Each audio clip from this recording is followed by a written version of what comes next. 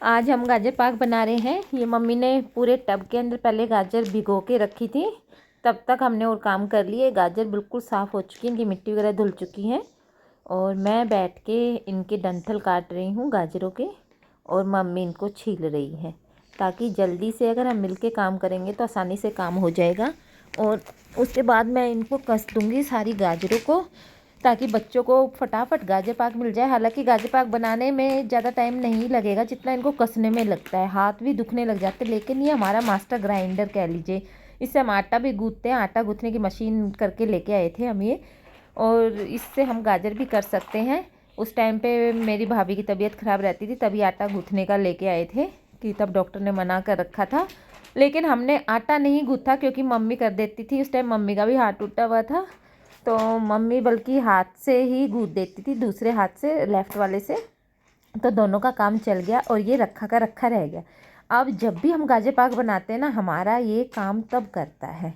तो हम क्या करते हैं, गाजर पाक के टाइम इसको निकाल लेते हैं, हाथ नहीं घिसने पड़ते हमें। अदरवाइज़ तो इतना टाइम लग जाता है गाजर कसने में।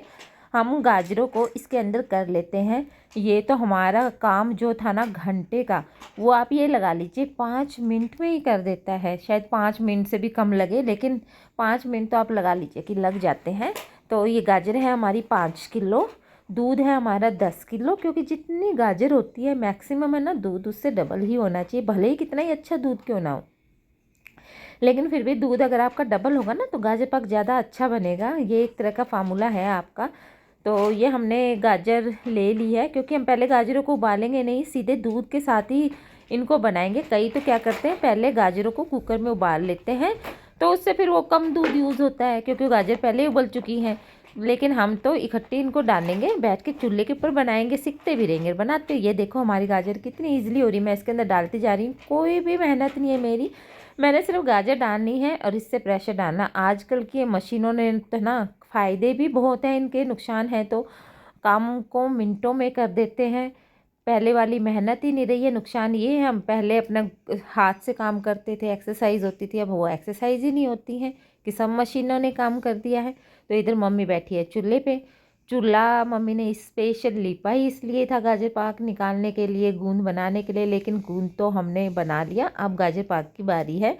और मम्मी लगी हुई है। मम्मी बोली मैं घुमाती रहती हूँ, बैठ के सीखती भी रहूँगी। और धूप भी निकली हुई है इतनी अच्छी, और मम्मी बना। लेकिन हम लेट लगे गाजर पाक निकालने, हम लगे थे 4:30 बजे निकालने। तो कम से कम 3 घंटे तो देखो लगते ही हैं गाजर पाक को बनाने में।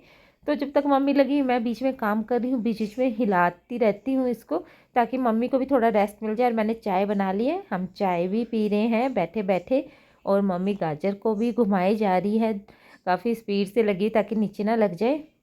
और अब देखो निकालते निकालते हमारे 6 ही बज चुके हैं। तभी तो अब शाम हो गई है, अंधेरा हो गया है। लेकिन सीखने का तो मज़ा ही कुछ और है। बच्चे भी आते हैं और चूल्हे के आगे बैठते हैं, सीखते हैं और चल देते हैं। और मैं भी थोड़ी सी हेल्प करा रही हूँ मम्मी की। अब लास्ट में मैं चीनी डाल रही हूँ इसके अंदर, और चीनी 2 कटोरी तो मैंने अब चीनी डाल दी है। बस गाजर पाक बिल्कुल बन के तैयार होने ही वाला है, क्योंकि चीनी लास्ट में डाली जाती है। मम्मी बस उसको पका रही है ताकि चीनी का भी पानी उड़ जाए। और हमारा ये गाजर पाक बिल्कुल तैयार है खाने के लिए। हमारे बच्चे तो रेडी हैं, खड़े हैं। तो आप भी इंजॉय कीजिए, गाजर पाक घर में निकालेंगे ना उसका तो मज़ा ही अलग होता है।